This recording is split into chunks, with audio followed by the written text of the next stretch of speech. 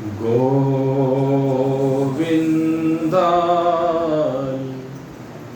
नमो नमः। श्रीकृष्णाय नमो नमः। नारायणाय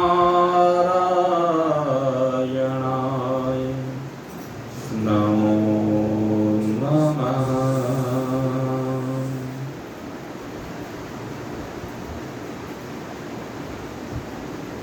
ममैवांसो जीवलोके जीवभूतसनातनः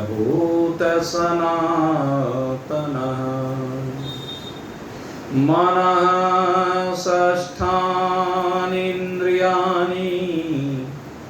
प्रकृतिस्थानि करसतिः।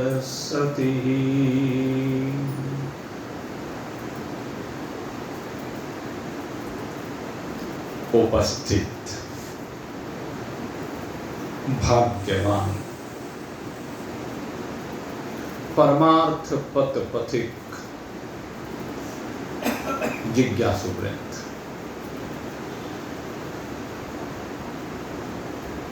आज परमात्मा की कृपा से हम एक सप्ताह के उपरांत पुनः भगवत चर्चा करने के लिए उपस्थित हुए हैं। गत एक सप्ताह से जो श्रीमद् भागवत सप्ताह गढ़ी पुख्ता में चल रहा था, भगवान की कृपा से वह निर्विघ्न परिपूर्ण हुआ और उसमें आप लोग बहुतायत में सहयोगी बने। प्रतिदिन आपने वहां जाकर के अपने स्वरूप बोध की दिशा में निरंतर अपने पदों को आगे बढ़ाया और देखा जाए भगवत कथा कभी भी परिपूर्ण नहीं होती है। केवल वो तो कह दिया जाता है व्यवहार मात्र में, क्योंकि परमात्मा अनंत है और परमात्मा की कथा भी अनंत है।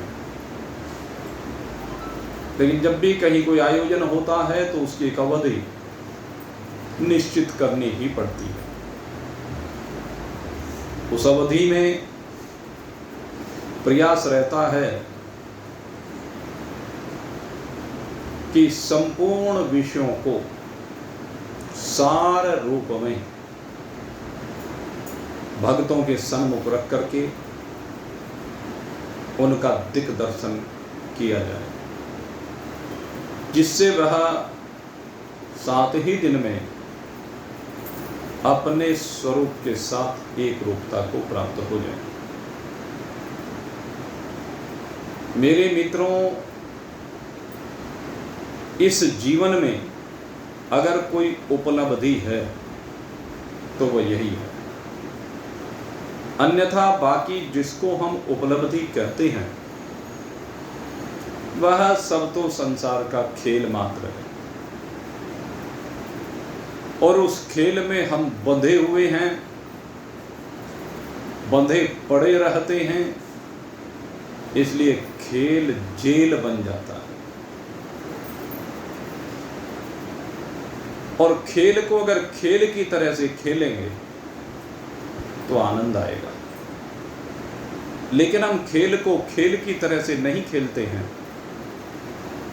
अपितु उसके साथ जुड़ जाते हैं, उसके साथ तादात्म्य कर लेते हैं और तादात्म्य करके खेल के और अपने भेद को भूल जाते हैं।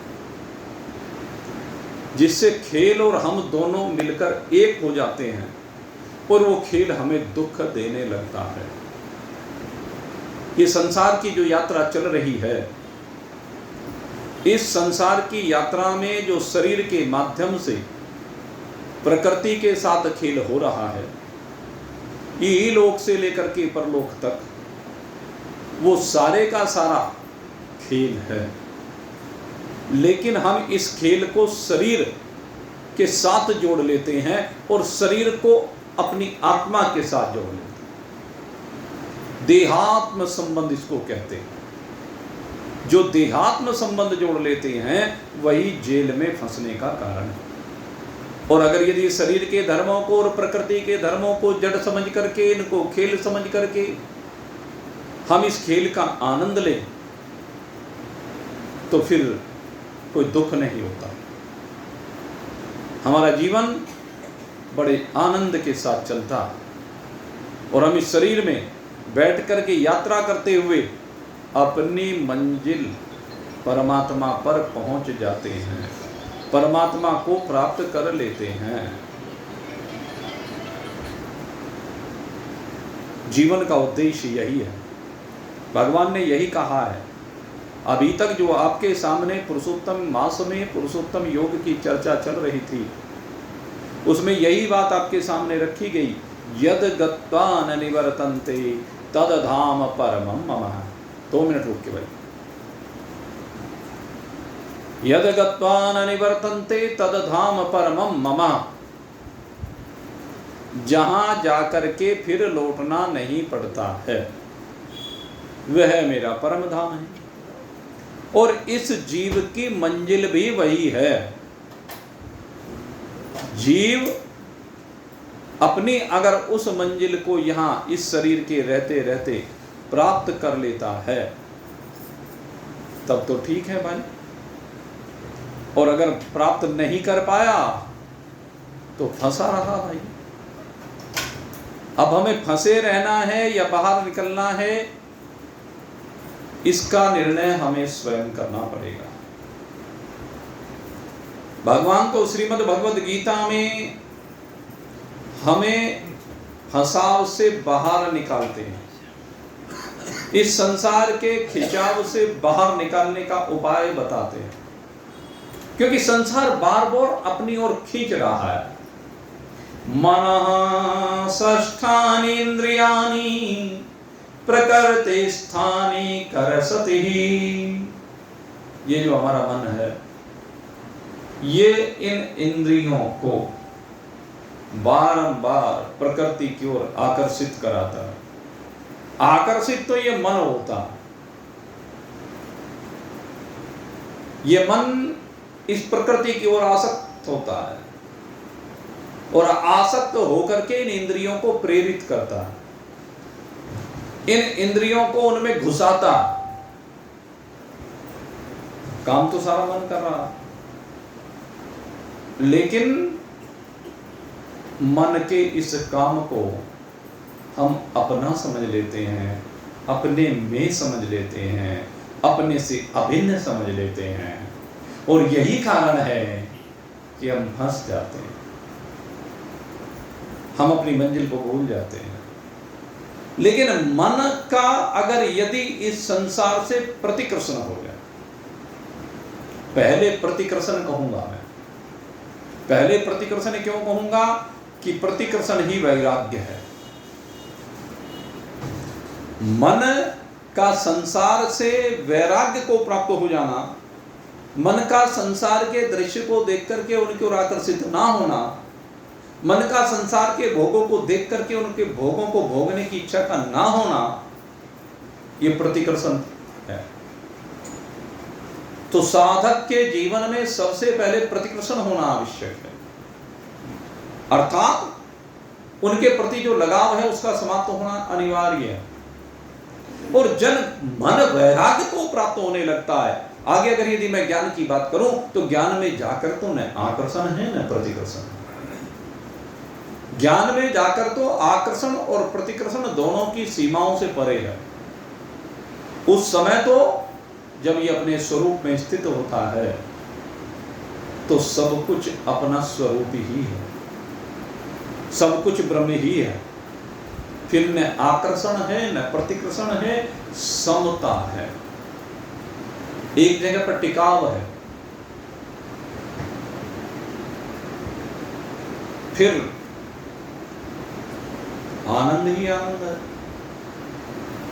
लेकिन मेरे मित्रों, ये जो स्थिति है, इसको प्राप्त करने के लिए हमें इस खेल को समझना पड़ेगा कि भगवान का धाम किस प्रकार से प्राप्त किया जाता है। अब इसमें दो विषय में चर्चा होती है, एक सगुण साकार चर्चा होती है, एक निर्गुण निराकार चर्चा होती है। तो यहां पर भगवान अब जो चर्चा करने जा रहे हैं, हम आपको दोनों ओर लेकर के चलेंगे, क्योंकि सगुण साकार की चर्चा को भी समझना अनिवार्य है। अन्यथा अगर सगुण साकार की चर्चा को नहीं समझेंगे, इस विषय को नहीं समझेंगे, इसकी चर्चा नहीं करेंगे, तो आपको निर्गुण निराकार का अनुभव हो ही नहीं सकता। क्योंकि ये जो विषय है, इस विषय में बड़े बड़े मनीषी, अब जो विषय प्रारंभ होने जा रहा है, बड़े बड़े मनीषी भी भ्रमित हो जाते हैं। ये तो हमारे गुरुदेव जैसे कुछ दिव्य महान पुरुष हुए हैं, जिन्होंने इस विषय के ऊपर गहन चिंतन करके अपने आप में इस तत्व को अनुभूत करके तब समझाया है। और उन्हीं का जो प्रसाद मिला है, उसी के आधार पर इस विषय को आपके सम्मुख रखने का प्रयास किया जाएगा। यहां पर ममैवांसो जीवलोके जीवभूत सनातनः, भगवान क्या कह रहे हैं? ये ईश्वरीय भाव को लेकर कह रहे हैं या ब्राह्मी भाव को लेकर के कह रहे हैं? हमें इन दोनों विषयों को पृथक पृथक समझना पड़ेगा, या दोनों विषयों को भी लेकर कह सकते हैं। तो हम पहले ईश्वरीय भाव को लेकर के हम चर्चा करेंगे। ईश्वरीय भाव को लेकर के, क्योंकि भगवान कह रहे हैं ममैवांसो जीवलोके जीवभूत सनातन।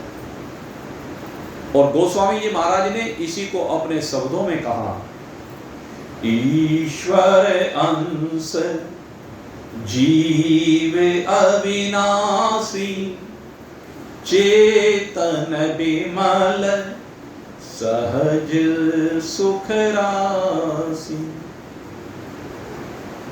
गोस्वामी जी महाराज भगवान श्री कृष्ण से प्रेरित होकर इसी बात को कहते हैं कि ईश्वर अंश जीव अविनाशी। और यहां भगवान ने कहा ममेवांसो जीवलोके, जीवभूत सनातन है, कि ये जीव यहां इस लोक में, लोक को समझना। लोक, आपने कई बार लोकों की चर्चा सुनी होगी। 3 लोकों की चर्चा आती है, 14 भुवन की चर्चा आती है। जब हम 3 लोकों की चर्चा करते हैं तो भूः स्वः, ये 3 लोक हैं। और जब हम यहां पर जब भूः स्वः की चर्चा होती है, तो यहां पर स्वर्ग लोक एक तरह से समझ लीजिए, यहां पर ब्रह्मा जी के लोक को भी कहा जाता है। ऊपर के जितने भी लोक हैं, यहां नीचे के लोकों की गणना नहीं की गई, उनको भूलोक के साथ समाहित कर दिया, ये समझ लीजिए। लेकिन जब 14 भुवनों की बात की जाती है, तो उन 14 भुवनों में नीचे के लोकों की भी चर्चा होती है और ऊपर के लोकों की भी चर्चा होती है। नीचे के 7 लोक, 7 भुवन कहे गए, शास्त्र में उनको भुवन कह करके संबोधित किया। जो नीचे के 7 भुवन हैं, अतल वितल सुतल तलातल रसातल महातल और पाताल, ये 7 नीचे के भुवन हैं और 7 भवन ऊपर के हैं। ये जो 7 ऊपर के भवन हैं, इन ऊपर के 7 भुवनों में भूलोक से लेकर के भुः स्वः महजन तपः और सत्य यानी ब्रह्मा जी का लोक, ये 14 भुवन हैं। इन 14 भुवनों में क्या कहते हैं? भगवान केवल एक इस भवन की बात नहीं कर रहे हैं, ध्यान रखना। जब ममेवांसो जीवलोके जीवभूत सनातन, जीवलोक की बात कर रहे हैं, तो जीवलोक के अंतर्गत ये 14 भुवन आ गए। इसके अंतर्गत ये 14 के 14 भुवन आ गए, तीनों लोक आ गए, क्योंकि जो स्वर्ग में रहने वाले देवता वो भी जीव ही हैं, जो अंतरिक्ष में रहने वाले यक्ष पितृ आदि हैं वो भी जीव ही हैं, महाजन तपयालोक में रहने वाले सिद्धगण भी जीव ही हैं, सप्तऋषि आदि प्रजापति आदि वो सब भी जीव ही हैं। और यहां तक कहा गया कि जीव तो ब्रह्मा जी भी हैं। कहीं कहीं पर ब्रह्मदेव को जीव भाव से भी लिया गया है और ईश्वरीय भाव से भी लिया गया, इसीलिए ब्रह्मा जी तक के लोक पुनरावृत्ति वाले कहे गए। हाँ, ब्रह्म भुवन लोका पुनरावर्तिनो अर्जुन है, लेकिन माम उपेत तो कौनते पुनर्जन्म न विद्यति। इससे सिद्ध होता है कि वो पुनरावृत्ति वाले हैं, लेकिन भगवान का लोक पुनरावृत्ति वाला नहीं है। ये सगुण साकार भगवान की जब हम चर्चा करते हैं तो भगवान का लोक पुनरावृत्ति को प्राप्त नहीं होता, अर्थात भगवान के लोक में जाकर के फिर यहाँ पर लौटना नहीं पड़ता है। ब्रह्मा जी तक के लोक में जो भी जाता है उसको लौटना पड़ता है, और यहाँ तक होता है कि ब्रह्मा जी की भी 100 वर्ष की निश्चित आयु हो, और एक दिन ब्रह्मा जी की वो 100 वर्ष की आयु भी परिपूर्ण हो जाती है। तो इसलिए जो ये 14 भुवन में रहने वाले जितने जीव हैं, ब्रह्मा जी से जिनकी सृष्टि हुई है, ये समझ, जिनकी भी सृष्टि ब्रह्मा जी से हुई है आगे, वो सब के सब जीव, चाहे वो किसी भी योनि में क्यों ना रह रहा हो, वो मनुष्य की योनि में हो, वो देवताओं की योनि में हो, वो दानवों की योनि में हो, वो आकाश में विचरण करने वाले सिद्धों की योनि में हो, सप्तऋषियों की योनि में हो, प्रजापतियों की योनि में हो, कीट पतंग जलचर नभचर थलचर किसी भी प्रकार की योनि में हो, वो सब जीव हैं। तो इन 14 भुवनों में रहने वाले जितने भी प्राणी हैं वो सब के सब की संज्ञा जीव है। उन सबको कहा गया है यहाँ पर जीव। ममैवांसो जीवलोके जीव भूत सनातन। ये सब के सब जो भूत प्राणी हैं ये सब के सब प्रकृति के अधीन है, ये सब के सब प्रकृति में आकर्षित हो रहे हैं, ये सब के सब प्रकृति से चिपके बैठे हैं, ये सब के सब प्रकृति को ही अपनी वास्तविकता समझने लगे हैं, ये सब के सब प्रकृति के भोग को सबसे अधिक सुख मानते हैं, और ये इस भलावे में अपनी वास्तविकता को भूल जाते हैं। और वास्तविकता क्या है? ईश्वर अंश जीव अविनाशी चेतन विमल सहज सुख राशि। कहते हैं ईश्वर का अंश जो ये जीव है ये कैसा है? अविनाशी है, ये कभी विनाश को प्राप्त होता नहीं है। ये विभिन्न शरीरों में बैठ कर के यात्रा तो करता रहता है, लेकिन ये जीव भी कभी मरता नहीं है, ध्यान रखना। आत्मा भिन्न है, ये भी ध्यान रखना। कभी फिर इसको और आत्मा को एक ही समझ लो, ये कई बार मैं समझा चुका हूं। आत्मा भिन्न है और जीव भिन्न है। जीव माने चिदाभास, और ये चिदाभास कारण शरीर की वजह से सूक्ष्म शरीर को साथ लेकर के एक शरीर से दूसरे शरीर में भ्रमणशील है, विभिन्न कर्मों में बंधा हुआ, अनेकानेक प्रकार के कर्मों से बंधा हुआ ये जीव बारंबार नीचे से लेकर के ऊपर के लोकों तक विभिन्न शरीरों में भ्रमण करता रहता है। और इसमें कर्म और भावना, अंतकाल की भावना और किए गए कर्म हेतु बनते हैं। लेकिन मेरे मित्रों, ये अपनी वास्तविकता को भूलने के कारण से कर्मों के बंधन में फंस करके इन लोकों की यात्रा करता है। वास्तव में वह अविनाशी है। ये जीव कभी भी विनाश को प्राप्त नहीं होता है, इस जीव का कभी भी विनाश नहीं होता है। और भगवान कहते हैं इसकी वास्तविकता क्या है? कहते अविनाशी तो है, ईश्वरंश जीव अविनाशी, चेतन विमल सहज सुख राशि। और इसकी विशेषता क्या है? ये चैतन्य है, ये बिल्कुल विमल है और सहज ही सुख की राशि, अर्थात इसकी वास्तविकता चैतन्य है, ये जड़ नहीं। जड़ता कहां से प्रारंभ होती है और कहां तक जड़ता होती है, इस बात को समझना पड़ेगा। जड़ता गुणों से प्रारंभ होती है और भूतों के साथ मिलकर के जहां जहां भी गुणों का और भूतों का खेल चल रहा है, वो सारा का सारा प्रपंच, वो सारे के सारे शरीर, वो सब जड़। तीन गुणों का खेल जड़ है, पंचभूतों का खेल जड़ है, क्योंकि तीन गुणों से ही आगे भूतों का खेल प्रारंभ होता है। ये जो तीन गुण हैं, इनमें से जो तमोगुण होता है, उस तमोगुण में बैठ करके ईश्वर के अंदर ईक्षण होता है और ईक्षण के परिणाम स्वरूप, यद्यपि ईश्वर में ईक्षण की कल्पना भी एक कल्पना ही है, वास्तव में ये ईक्षण भी प्रकृति का ही है, क्योंकि जो भी ईक्षण है वो प्रकृति का है। लेकिन हम ईश्वर का इसलिए कह देते हैं क्योंकि ये प्रकृति जब ईश्वर से संयुक्त होती है तभी ईक्षण होता है, उससे पहले ईक्षण नहीं होता है। प्रकृति का और ईश्वर का जब मिलन होता है तो ये दोनों का सामूहिक मिलन होने पर ये ईक्षण आगे बढ़ता है, यहीं से संरचना प्रारंभ होती है। और संरचना प्रारंभ होने पर एक एक करके क्रमशः पंचभूतों की उत्पत्ति होती है। पहले सूक्ष्म समष्टिगत भूतों की संरचना होती है। इस बात को विशेष रूप से समझने की आवश्यकता है कि परमात्मा से जो ये प्रकृति प्रकट हुई है, जो परमात्मा की शक्ति है, ये इसमें जब परमात्मा इसके साथ जुड़ते हैं तो पहले सूक्ष्म संरचना होती है। सूक्ष्म संरचना जो किसी को दिखाई नहीं दे रही है। भूतों की संरचना सूक्ष्म है, भूत सूक्ष्म है, भूत किसी को दिखाई नहीं देते और समष्टिगत है।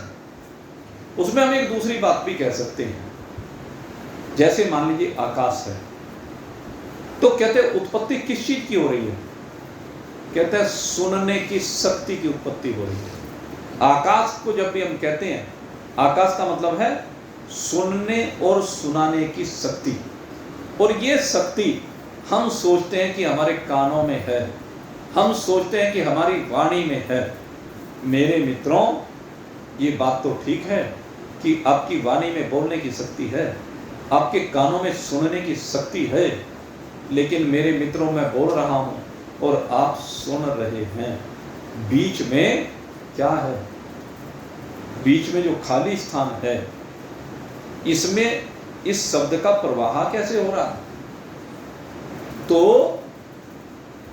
हकीकत यह है कि एक वाइब्रेशन है जो आपकी वाणी के माध्यम से प्रारंभ हुआ, और वो स्पंदन, वो वाइब्रेशन, वो संकल्प, वो तरंगों का प्रवाह, वो रेडिएशन कह लीजिए, सूक्ष्म रेडिएशन, रेडिएशन भी है इसमें। जैसे आप मोबाइल में पता नहीं कहाँ की आवाज़ कहाँ से कहाँ सुन लेते हैं, तो इसमें रेडिएशन होता है, इसमें सुनने में। तो रेडिएशन ये भी, लेकिन ये रेडिएशन ऐसा है वो बिल्कुल नगण्य सा होता है, इसलिए हम उससे दिक्कत नहीं मानते। लेकिन अगर यदि कान के पास आकर के कोई हाथी चिंगाड़ने लगे तो कान के पर्दे फट सकते हैं। और कोई बड़ा सा योद्धा, पहले ये भी एक कला हुआ करती थी सजा देने की, आपको बताएं, राजे महाराजे वे हाथियों के माध्यम से या इतना तेज शोर कराते थे कि कान के पर्दे फट जाएं, उसके जो अपराधी होता था। इस तरीके से उसके कान के निकट जाकर के बोला जाता था। बड़े बड़े जो एक में जो रणसिंगे होते थे, कान के पास ले जा करके रणसिंगों की आवाज़ की जाती थी। अगर यदि कभी आपने देखा होगा, बैंड बजते हुए रोज देखते हैं आप, और बैंड की आवाज़ को सुनते हैं, जो बैंड की आवाज़ है ना, उसको जरा नज़दीक से, जो वो बाजा होता है बैंड वाला, उसका जहाँ से वो आवाज़ निकल रही है उसको जरा कान के पास लगा के देखना, कुछ देर को सुनना भी बंद हो जाएगा। आजकल जो डीजे चल रहे हैं, तो ये क्या है? ये सब वाइब्रेशन है, स्पंदन है, रेडिएशन है, विकिरण। तो ये सब चीजें अगर यदि इस खाली स्थान में ना हो तो संचार संभव ही नहीं है। शब्दों का जो संचार है न कोई कह सकता है न कोई सुन सकता है। इसलिए मैं आपको कहना चाहता हूं कि कहने की शक्ति और सुनने की शक्ति संसार में सर्वत्र फैली हुई है, लेकिन हम अभी इस चीज को जानते नहीं हैं और ना जानने के कारण से मानते नहीं हैं। तो ये सूक्ष्म आकाश है, और जहां भी सूक्ष्म आकाश है वहीं पर शब्द है, ये समझ लीजिए। तो शब्द को सुनने का जो स्थान देना वो आकाश का काम है, शब्द को जो कहने का स्थान देना वो आकाश का काम है। आकाश से दोनों शक्तियां प्रकट हो रही हैं, इनको फिर अपने ज्ञानेंद्रिय कर्मेंद्रियों के नाम दे दिए, अन्यथा तो ये सब कुछ आकाश ही है। वाणी भी आकाश है और कान भी आकाश है, सबके। यही लोक से लेकर परलोक तक जितने भी कान हैं, जितनी भी वाणी है, वो सारे का सारा आकाश मात्र है, आकाश से भिन्न कुछ नहीं, आकाश ही उनकी वास्तविकता है। तो इस तथ्य को हमें समझना पड़ेगा। तो पहले सूक्ष्म संरचना, लोकों की जब संरचना भगवान कर रहे हैं, तो लोकों की संरचना में जब ये सृष्टि की संरचना करते हैं तो सृष्टि की संरचना पहले सूक्ष्म रूप से हो रही है। लोकों के सृजन सूक्ष्म रूप से हो रहा है। सूक्ष्म सृजन होने के बाद समष्टिगत, उसके बाद ही इसमें लोकों का निर्माण होता है, उससे पहले नहीं होता। तभी लोक रहने के लिए मिलते हैं। अगर यदि आप सोच के देखो आकाश ना हो तो कौन सा लोक हो जाएगा? अरे भूलोक भी आकाश में ही है, अंतरिक्ष लोक भी आकाश में ही है, स्वर्ग लोक भी आकाश में ही है, मैं जने तपह सत्य आकाश ब्रह्मलोक, सारे के सारे आकाश में ही है भाई, आपको बता दें। इसलिए पहले ये प्रकृति के द्वारा संरचना लोकों की होती है, जीवों की संरचना उसके बाद होती है। पहले प्रकृति की संरचना है, सूक्ष्म संरचना है, समष्टिगत संरचना है। इस बात को आप समझ गए ना? समष्टिगत, समष्टिगत माने सब जगह फैली हुई, सब कुछ को मिला करके, जितने भी शब्द हैं सबको मिला दीजिए, सब आकाशी है। जितने पहले प्रकट हो चुके, जितने आगे प्रकट होंगे, सब कुछ आकाशी है। और इसको आप दूसरा जो भूत है, आकाश में दूसरा भूत वायु उत्पन्न होता है। जो दूसरा भूत जो वायु उत्पन्न होता है, ये जो वायु है, ये इसके माध्यम से आप अनुभूत कर सकते हैं कि हाँ ये वायु समष्टिगत ही है। समष्टिगत, व्यष्टिगत कुछ होता ही नहीं। व्यष्टिगत तो हमारी कल्पना से है। सूक्ष्म संसार में कुछ सब कुछ समष्टिगत है, कुछ भी व्यष्टिगत नहीं है। आकाश समष्टिगत है, वायु समष्टिगत है, लेकिन ये जरूर है कि जितना आकाश है उस सारे आकाश में वायु नहीं है। आपको बता दें, ये कहा जाता है कि आकाश के दशांश में ही वायु है। आकाश वायु से 10 गुना ज्यादा है। अब आप समझ लीजिए। यद्यपि आज के वैज्ञानिक इस बात को समझ रहे हैं, और समझने के बाद उन्होंने इसको कहा है निर्वात। निर्वात माने जहां वायु रहित स्थान। इस पृथ्वी से जब अंतरिक्ष में हम ऊपर की ओर उठते जाते हैं, तो ऊपर की ओर जाने पर जैसे जैसे समुद्र तल से ऊंचाई हमारी बढ़ती चली जाएगी, तो आप देखेंगे कि वायु कम होता चला जाता है। अभी हम लोग बद्रीनाथ कथा करने के लिए गए, तो बद्रीनाथ में जब हम कथा करने के लिए गए, तो बद्रीनाथ में आपने देखा कि वहां पर ऑक्सीजन की कमी कही जाती है। कारण उसकी ऊंचाई, समुद्र तल से उसकी ऊंचाई ज्यादा है। भले धरती तो वहां भी है, और धरती समुद्र के किनारे भी है, तो समुद्र के किनारे की जो धरतियां होती हैं वहां पर वायु ज्यादा है। लेकिन जब ऊपर की हम बात करते हैं, पहाड़ों में जैसे जैसे ऊपर होते चले जाते हैं, केदारनाथ में और कम वायु है, सियाचिन में जाए तो और कम वायु है, क्योंकि जैसे जैसे ऊपर चले जाएंगे सबसे कम वायु का स्थान एवरेस्ट माना जाएगा। क्योंकि एवरेस्ट की जो अंतिम चोटी है, सबसे ऊपर वाली, सबसे ज्यादा ऊंचाई उसकी है। तो जब सबसे ज्यादा ऊंचाई उसकी है, तो वहां पर ऑक्सीजन बिल्कुल कम हो जाती है। और हवाई जहाज के द्वारा जब हम ऊपर उठते हैं, तो ऊपर जाकर के ऑक्सीजन बिल्कुल ख़त्म हो जाती है जैसे जैसे ऊपर उठते चले जाते हैं। पहले नगण्य होती है, नीचे से ऊपर की ओर कम होती चली जाती है, और ऊपर जाकर के एक स्थान ऐसा आता है जहाँ पर बिल्कुल वायु रहित हो जाता है। यद्यपि पूर्णतः वायु रहितता शायद हमारे मृत्यु रोग में नहीं है, लेकिन वो इतनी होती है कि बिल्कुल नगण्य होती है, बिल्कुल नगण्य। इसीलिए क्या है कि जो यात्री अंतरिक्ष में जाते हैं या कहीं जाते हैं तो अपने साथ में वो ऑक्सीजन के सिलेंडर रखते हैं। ये तो खैर ऑक्सीजन आकाश के दशांश में स्थित है ये माना गया है, और जब हमारे वेदों ने कहा कि दशांश में है, चाहे आज के वैज्ञानिक पूरी तरह से चूंकि उसकी मात्रा को खोज नहीं पाए हैं तो वे इसकी परसेंटेज कम ज़्यादा कहने लगे, लेकिन भाई संपूर्ण सृष्टि में तो ये दशांश में है, क्योंकि जो हमारा वेदों का ज्ञान है, जो हमारे भगवान के द्वारा दिया हुआ ज्ञान है, वो बिल्कुल 100% सत्य है। तो ये जो सारी सृष्टि में वायु फैली हुई है, जिसके कारण से सबको प्राण मिल रहा है, इसको हम कहते हैं समष्टिगत वायु। दूसरा भूतीय निर्मित होता है, लेकिन ये भी सूक्ष्म रूप में है, और इसके माध्यम से क्या है, कहते हैं जो छूने की शक्ति है, या इसको कह लीजिए जो स्पर्श करने की शक्ति है, अथवा स्पर्श को अनुभूत करने की शक्ति है, वह वायु है।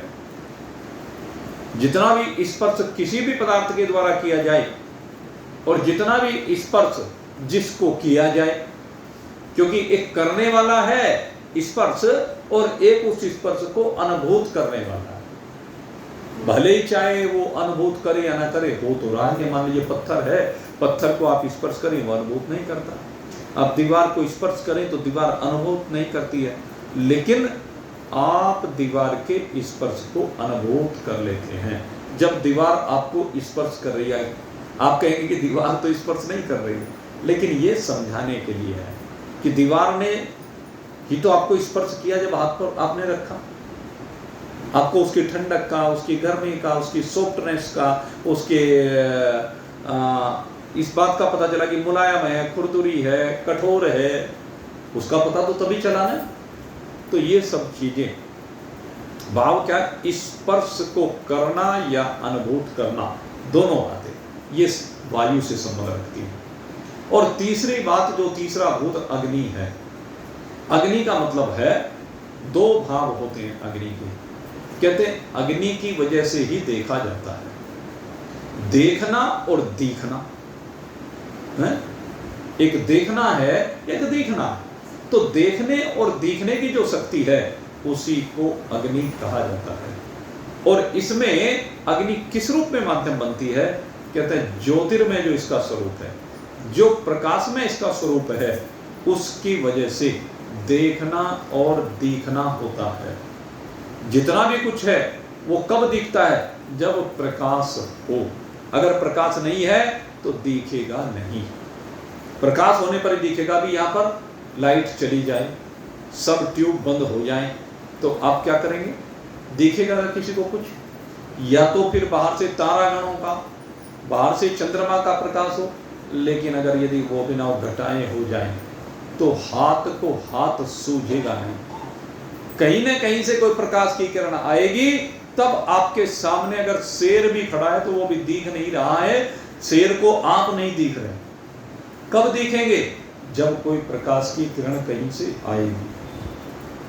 तो अग्नि में दो चीजें हैं, अग्नि का जो रूप, दिखना, दिखाना और प्रकाश। एक गुण और भी है, दाह्यता। अग्नि का एक गुण है कि ये प्रकाश दोनों प्रकार का है। प्रकाश एक तो यह है जो हमें रोशनी दे रहा है, लाइट हमें मिल रही है, लेकिन दूसरा अग्नि का रूप यह जलाने वाला, गर्म करने वाला। हर चीज को जलाता नहीं है, पकाता भी है, गर्म भी करता है। उसके बगैर जीवन की कल्पना नहीं की जा सकती। अगर अग्नि ना हो, अग्नि के अंदर दाह्यता ना हो, सूर्य के अंदर दाह्यता ना हो, तो जीवित नहीं रह सकते।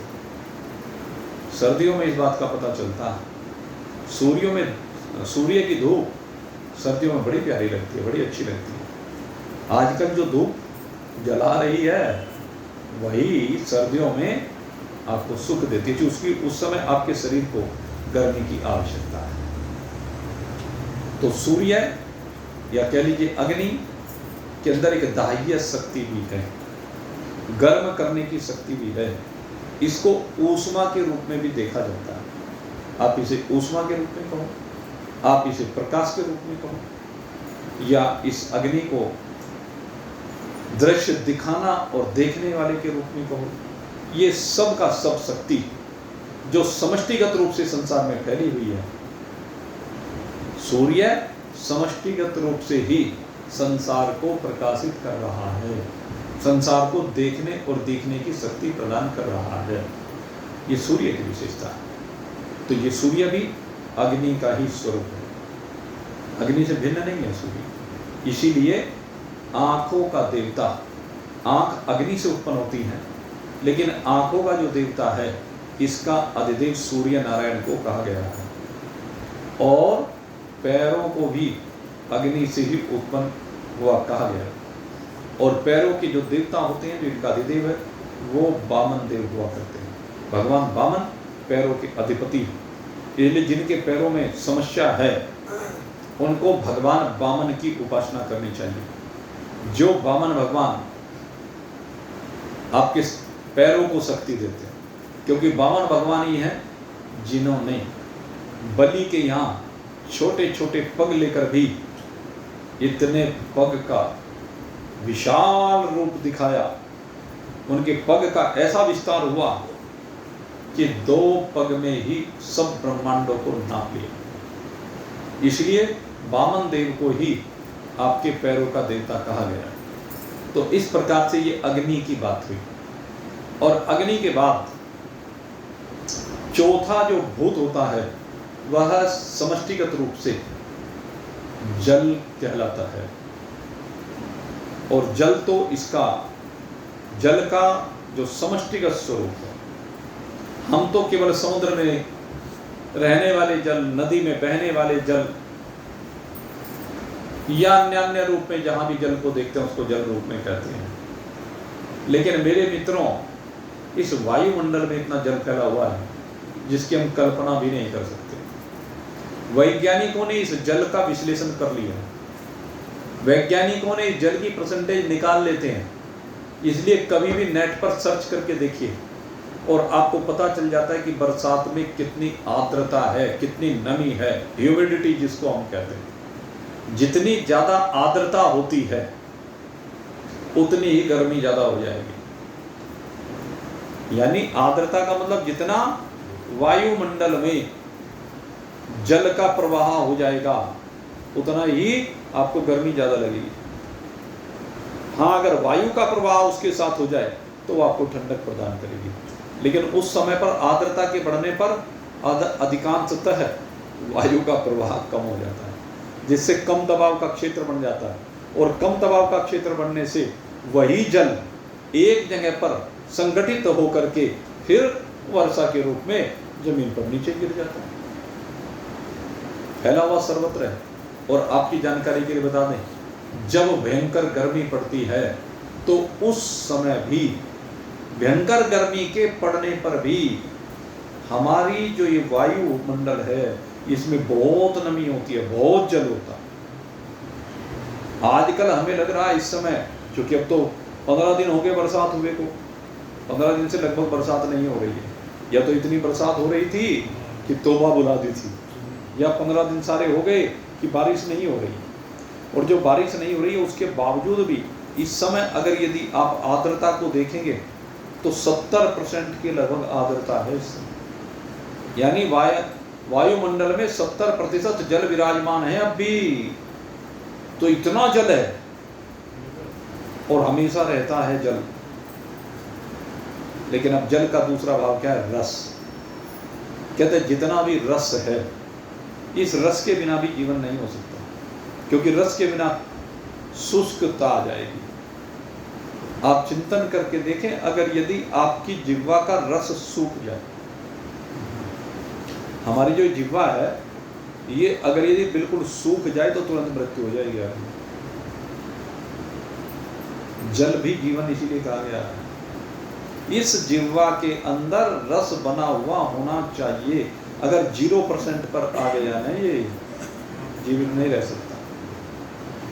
खुश्की तो बहुत बार फील होती है, और जब खुश्की फील होती है तो आप पानी पीते हैं, नियम। तो खैर, रस जो है, जो सारी प्रकृति में फैला हुआ रस है, जो समष्टिगत रस है, और आपको जानकर के हैरानी होगी कि सूर्य की जो किरणें हैं, जो सूर्य से धरा तक आती हैं, उन सूर्य की किरणों में भी रस होता है, जल होता है। और ये वैज्ञानिक भी सिद्ध कर चुके हैं, मैं ही नहीं कह रहा हूं, वैज्ञानिक भी इस बात को सिद्ध कर चुके हैं कि रश्मियों में भी जल होता है, सूर्य की किरणों में। तो ये समष्टिगत रूप से फैला हुआ है रस। ये जो रस है, रस का ग्रहण करें या रस का त्याग करें। जल की विशेषता क्या है?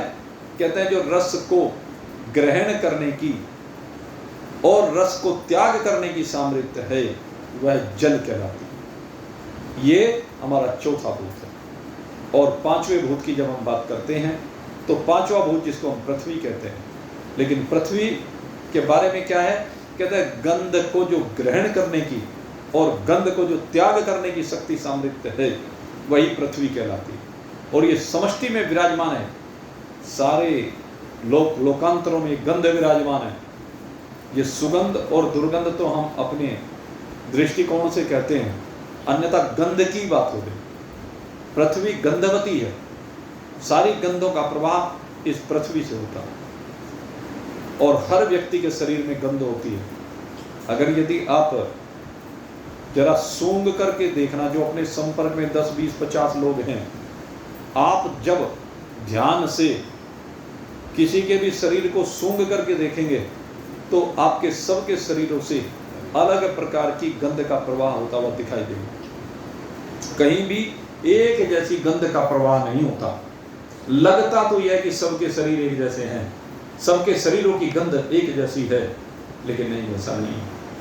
आपकी जानकारी के लिए बता दूं, एक ही पौधे पर 50 गुलाब के फूल लगे हुए हों या 50 गेंदे के फूल लगे हुए हों, 50 चंपा चमेली के फूल लगे हुए हों, जिसके भी कहीं कनेर के फूल लगे हुए हों, अंधाधुंध लगे होते हैं, अलग अलग उन पुष्पों की सुगंध को देखना, उन पुष्पों की सुगंध भी सबकी भिन्न मिले। एक ही पौधे पर लगे हुए 2 पुष्प एक जैसे दिखते भले ही हों, यद्यपि वो एक जैसे होते नहीं। एक जैसी गंध वाले आपको अनुभूत होते हैं कि गुलाब की गंध भाई बड़ी अच्छी लगती है, लेकिन सबकी गंध भिन्न है। जैसे आप 100 गिलास दूध है, अलग अलग एक ही मात्रा, बिल्कुल एक मात्रा लेना और 100 गिलास में चीनी मिलाना, सेम क्वांटिटी, 100 के 100 की मिठास डिफरेंट होगी। देख लो, अगर बिल्कुल बराबर मिलाया है, अगर उसका वैज्ञानिक परीक्षण करेंगे तो क्योंकि बिल्कुल बराबर मिल ही नहीं सकता। संसार में ऐसा कोई नियम नहीं बना, लेकिन चूंकि एक जैसी सी लगती है इसलिए हम उसको कह देते हैं। भगवान ने जो सृष्टि बनाई है, प्रकृति बनाई है, पहले सूक्ष्म प्रकृति बनाई, फिर इस सूक्ष्म से स्थूल सृष्टि बनाई, स्थूल प्रकृति बनाई। तो इस स्थूल प्रकृति में कहा गया कि पत्ते पत्ते की कतरन न्यारी, हाथ कतरने कहीं नहीं। एक एक पत्ते की कतरन न्यारी है। नीम के पेड़ पर लगे हुए लाखों पत्ते, सब अलग प्रकार के। आपके सिर पर उगे हुए बाल सब अलग किस्म के, कोई भी 2 बाल एक जैसे नहीं है, सब में भिन्नता है। तो इस प्रकार से अगर यदि हम समष्टि संरचना की बात कराएं तो समष्टि संरचना ये 5 गुणों वाली है, और इन 5 गुणों का निरूपण आज आपके सामने किया।